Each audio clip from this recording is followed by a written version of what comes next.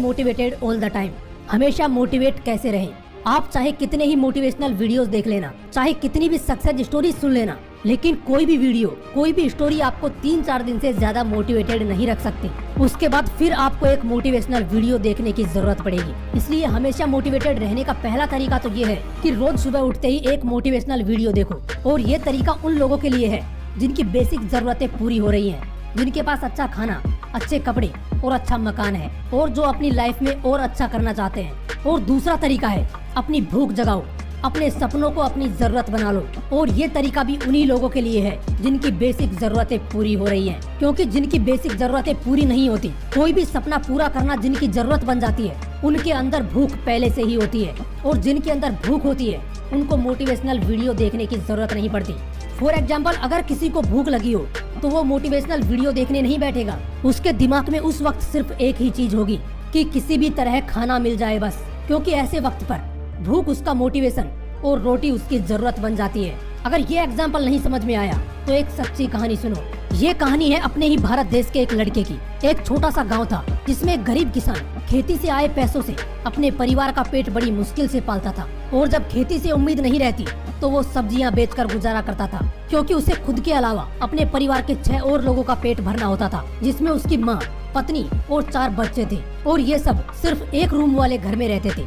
ये समझ लो, ये परिवार गरीबी से लड़ रहा था। कुछ साल बाद जब उनका बड़ा बेटा अमित 5th स्टैंडर्ड में आया तो उसकी माँ ने उससे कहा कि बेटा, इस गरीबी से निकलने का एक ही रास्ता है, तेरी पढ़ाई। अगर तूने अच्छे से पढ़ाई की तो हम इस गरीबी से निकल सकते हैं, नहीं तो दूसरा कोई रास्ता नहीं है इस गरीबी से निकलने का। उस वक्त अमित अपनी माँ का दुख अच्छे से महसूस कर सकता था। वो लाइनें उसके दिमाग में छप चुकी थी। उसने ठान लिया कि अब कुछ करके जरूर दिखाना है, अपने परिवार को गरीबी से जरूर निकालना है। वो उस गरीबी के माहौल में भी अच्छे से पढ़ाई करता रहा। थोड़ा बड़ा हुआ तो गाँव में हायर सेकेंडरी स्कूल नहीं होने की वजह से उसे पढ़ने के लिए बाहर जाना पड़ता था। जैसे जैसे ये बड़े हो रहे थे, खर्चे बढ़ते जा रहे थे, इनके परिवार की हालत और बिगड़ती जा रही थी। तभी अमित के छोटे भाई ने, जो 8th स्टैंडर्ड में था, उसने अपने पेरेंट्स से कहा कि वो दिल्ली जाकर कुछ काम करना चाहता है। लेकिन तब वो बहुत छोटा था, इसलिए उसके पेरेंट्स ने उसे बाहर जाने से मना कर दिया। वो डिप्रेशन में जाने लगा। उसका भी इलाज चला, जिससे खर्चा और बढ़ गया। और कुछ दिनों बाद इस गरीबी से छुटकारा पाने के लिए उसने सुसाइड कर लिया। गरीबी की वजह से अमित अपना भाई खो चुका था। वो जानता था कि ये सब गरीबी की वजह से हो रहा है, लेकिन अमित ने हार नहीं मानी। उसने अपने आंसू पोंछे और ठान लिया कि मुझे किसी भी तरह IIT में एडमिशन लेना है। उसने पढ़ाई में अपनी जी जान लगा दी और 10th स्टैंडर्ड में अच्छा स्कोर किया। अमित ने अपने पापा से कहा कि मुझे सुपर 30 के आनंद सर से मिलना है।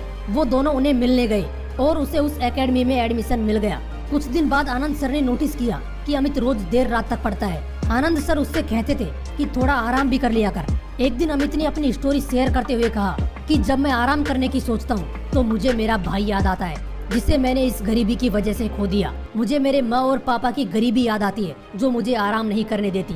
IIT में जाना मेरा सपना नहीं है सर, ये मेरी जरूरत है। मुझे किसी भी तरह IIT में जाना है, चाहे कितनी भी मेहनत करनी पड़े। दोस्तों, अमित ने पढ़ाई में दिन रात एक कर दिए और IIT में जाने का उसका सपना, जो उसकी जरूरत बन चुकी थी, उसे उसने पूरा किया। दोस्तों, जिस चीज को पाने की आपके अंदर भूख होगी ना, जिसे पाना आपकी जरूरत बन जाएगी, उसके लिए आपको किसी मोटिवेशन की जरूरत नहीं पड़ेगी। इसलिए जो भी सपना देखो उसे अपनी जरूरत बना लो।